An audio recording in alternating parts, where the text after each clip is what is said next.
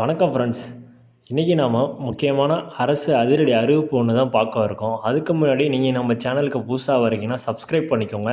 அப்போ தான் நான் அரசாங்க அறிவிப்புலாம் உடனே போட உங்களுக்கு ரீச் ஆகும். அதுக்காக தான் சப்ஸ்கிரைப் பண்ணிக்கோங்கன்னு சொல்கிறேன். வாங்க இப்போ நம்ம கண்டென்ட்குள்ளே போகலாம். அதாவது என்னென்னு பார்த்தீங்கன்னா, பெண் குழந்தை பாதுகாப்பு திட்டத்தின் கீழ் நிதி உதவி பெற விண்ணப்பிக்கலாம். காஞ்சியூர் ஆட்சியர் வெளியிட்ட அறிக்கை. அதாவது என்னன்னு பார்த்தீங்கன்னா, முதல்வரின் 2 பெண் குழந்தை பாதுகாப்பு திட்டம்னு ஒன்று இருக்குது. அதுபடி பார்த்தீங்கன்னா, பெண் குழந்தை 2வது பெண் குழந்தை பிறந்து 3 வருஷத்துக்குள்ளே நீங்கள் அது விண்ணப்பிச்சிருக்கணும். தாயின் வயது பார்த்தீங்கன்னா 20லேருந்து 40க்குள்ளே இருக்குன்னு சொல்லியிருக்காங்க.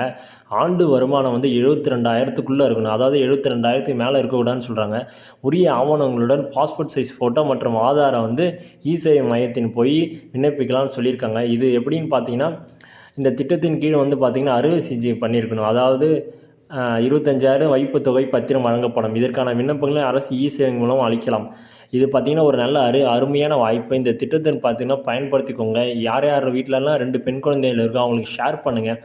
இந்த திட்டம் கூடிய சீக்கிரம் என்றைக்கு முடியணும் அப்படின்னு சொல்லலை. எந்த டேட்டில் பார்த்திங்கன்னா அப்ளை பண்ணி எந்த டேட்டில் முடியணும் அதாவது சொல்லலை. இந்த அறிக்கையை பார்த்திங்கன்னா அரசாங்க சார்பாக நேற்று வெளியிட்டிருக்காங்க. 16/6/24.